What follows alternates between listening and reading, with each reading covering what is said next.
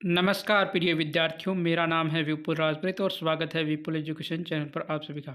जैसे कि आज आपका हिंदी अनिवार्य कक्षा 12 का पेपर हो गया है। मैं उम्मीद करता हूं कि आप सभी का पेपर अच्छा गया होगा और सभी आप अच्छे नंबरों से उत्तीर्ण हो, ये मेरी शुभकामनाएं हैं। और आप ये कितने नंबर बन रहे हैं और आपके कैसा पेपर गया, ये आप सब कमेंट में कीजिएगा। और अब हम उसके आंसर देना स्टार्ट करते हैं।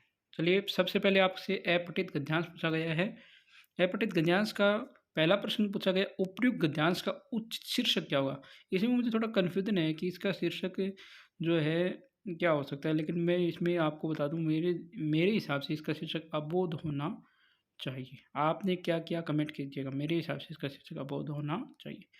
दूसरा प्रश्न पूछा गया, सुखी कौन है। तो इसका सीधा उत्तर वही है, जिसका मन वश में है वह सुखी है। लाइन ये सीधी सीधी, इसका उत्तर ही जिसका मन वश में है वह सुखी है, ये प्रश्न है। दूसरा प्रश्न पूछे, मनुष्य किसके लिए जी रहा है। अपनी इच्छा से, विधाता की योजना अनुसार, अभिमान करने के लिए, जाल बिछाने। तो इसका उत्तर होगा विधाता की योजना अनुसार।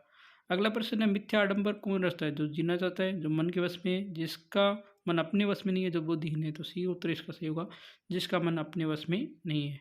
अगला प्रश्न है, अबोध कौन है। जो समझता है कि वह दूसरों को उपकार कर रहा है, अभिमानी मनुष्य, जो बुद्धिहीन है, मिथ्याचारी मनुष्य। तो दूसरा ये होगा, जो समझता है कि वह दूसरों को उपकार कर रहा है वह अबोध है। सुख और दुख क्या है। मिथ्याडंबर, अभिमान, मन के विकल्प, ईश्वर की योजना। थे सही उत्तर क्या होगा, मन के विकल्प। तो ये आपका पहला पद्यांश, ठीक है। इसके बाद जो है पद्यांश नंबर, इसके अंदर गद्यांश, गद्यांश के बाद पद्यांश दिया रखा है। पद्यांश के अंदर पहला प्रश्न पूछा गया, रोना और मचल जाना क्या याद दिलाता था। आनंद, भय, दुख, क्रोध। तो सही उत्तर क्या होगा, आनंद। अगला प्रश्न है, जयमाला किसकी बनी होती है। फूलों की, मोतियों की, आंसुओं के, आनंद की। सही उत्तर क्या होगा, आंसुओं की। अगला प्रश्न है, सबके चेहरे क्यों चमक उठे। मुस्कान देखकर, आंसू देखकर, रोने से, चंदा देखकर। सही उत्तर क्या होगा, मुस्कान देखकर। अगला प्रश्न है, इस पद्यांश का शीर्षक क्या हो सकता है। जीवन, दादा, बचपन, जयमाला। सही उत्तर होगा बचपन। अगला प्रश्न है, दादा ने कवित्री को क्या दिखलाया। चंदा, मोती, साम्राज्य, नयन। उत्तर होगा चंदा। नयन निर्युक्त का क्या अर्थ है। सुख, आंसू, पानी, आंसू, आंसू, आंसू भरी आंखें। तो सही उत्तर क्या होगा, आंसू भरी आंखें। ये आपके 12 तक ये है, वैसे तो वाले हो गए। अब देखो रिश्ता वाले प्रश्न है। ये प्रश्न जो है कल हमने जो करवाया था भाषा अभिव्यक्ति वाले में, उसमें से थोड़ा सा चेंज करके प्रश्न पूछा गया है। मुख्य का अभिव्यक्ति का माध्यम क्या है। तो उत्तर क्या होगा, भाषा होगा। दूसरा प्रश्न, भाषा का लिखित रूप ही। अब देखो मुझे इसमें कन्फ्यूजन है, इसमें लिपि भी हो सकता है और व्याकरण भी। आप कमेंट करना आपने क्या किया और इसका सही उत्तर क्या हो सकता है, आप मुझे बताना, ठीक है। इसका सही उत्तर क्या होना चाहिए। तीसरा प्रश्न है, घोड़ी सवारी के काम आती है वाक्य में शब्द शक्ति है। तो घोड़ी सवारी काम आती है, सीधा सिंपल दिख रहा है, अभिधा शब्द शक्ति होगी। लक्षणों पर आधारित अर्थ का बोध कराने वाली शब्द शक्ति कौन सी होती है, लक्षणा शब्द शक्ति। चारु चंद्र की चंचल किरणें, उक्त काव्य पंक्ति में वर्ण की आवर्ती कर्ण अलंकार है। चारु चंद्र की चंचल किरणें चय वर्ण की आवर्ती है और अनुप्रास अलंकार है। जहाँ शब्द की आवृत्ति हो किंतु अर्थ भिन्न हो, वहाँ कौन सा अलंकार होता है, यमक अलंकार होता है। निम्न परिभाषिक शब्दों के अर्थ लिखिए। नोटिस, नोटिस का अर्थ वैसे सूचना होता है, सूचना, सूचना। और नोटिफिकेशन का अर्थ अधिसूचना होता है, इसका अर्थ है सूचना। सर्कुलर का अर्थ है परिपत्र, ठीक है। शब्दकोश क्या होता है, इसका उत्तर मुझे मिला नहीं, आपने किया है तो आप बता देना। इंटरनेट पत्रकारिता से क्या से है। तो इंटरनेट पर समाचारों का प्रकाशन तथा विभिन्न क्षेत्रों की मुख्य खबरों का आदान प्रदान इंटरनेट पत्रकारिता कहलाता है। भक्तिन का वास्तविक नाम क्या था, लक्ष्मी।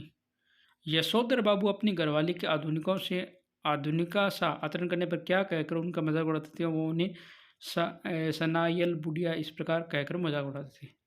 सिल्वर वेडिंग इस गाने क्या से, इसमें जो है आधुनिकता और परंपरागत जो मतलब आधुनिकता और परंपरागत जो विचारधारा उनके बीच का अंतर दिखाई देता है। जहाँ पर यशोधर बाबू जो है वो एकदम मतलब परंपरागत है और उनके जो बच्चे हैं वो आधुनिक है, इस प्रकार उनके बीच में।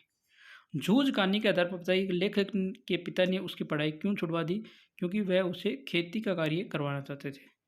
कविता से लगाव के बाद लेखक को अकेला रहना क्यों अच्छा लगता था, क्योंकि वह ये चाहता था कि वह अगर वह अकेला रहेगा तो कविता को जोर जोर से गा सकेगा, साथ में अभिनय भी कर सकेगा। कवि रघुवर शाह की किन्हीं दो रचनाओं के नाम लिखिए। एक तो सीढ़ियों पर धूप और आत्महत्या के विरुद्ध। महादेवी वर्मा का जन्म कब और कहाँ हुआ था, 1907 में फर्रुखाबाद यूपी में।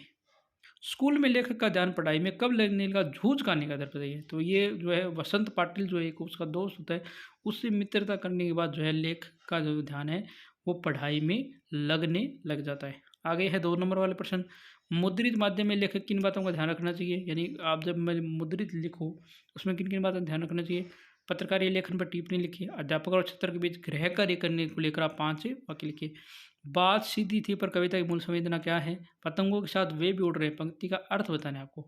श्री जी को कालायज अवधूत मानने के पीछे लेखक ने क्या तर्क दिए थे। जैनेन्द्र जी के प्रत्येक पावर क्या है, बाजार दर्शन के आधार पर समझाइए। यशोधर बाबू ऑफिस से घर लेट क्यों पहुंचते थे।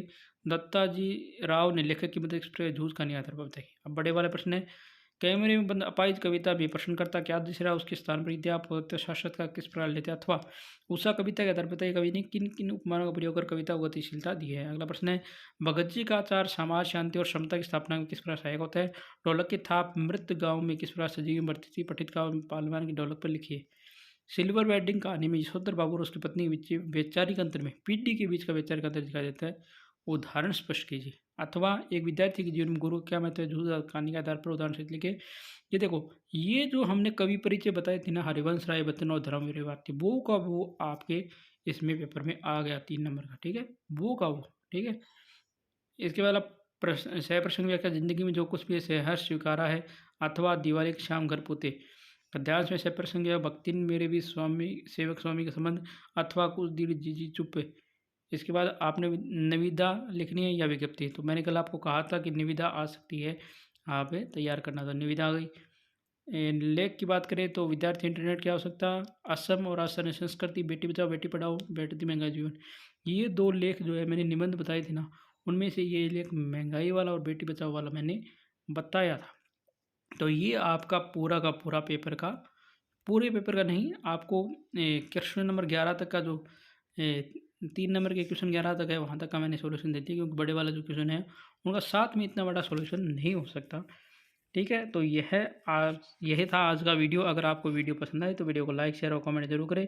चैनल पर पहली बार आए या अभी तक आपने चैनल को सब्सक्राइब नहीं किया तो चैनल सब्सक्राइब कीजिए, बेल आइकन की घंटी दबाने के साथ। धन्यवाद दोस्तों, जय हिंद जय भारत। और कमेंट जरूर कीजिएगा आपके कितने क्वेश्चन छूट गए या कैसा पेपर रहा। धन्यवाद दोस्तों, जय हिंद जय भारत।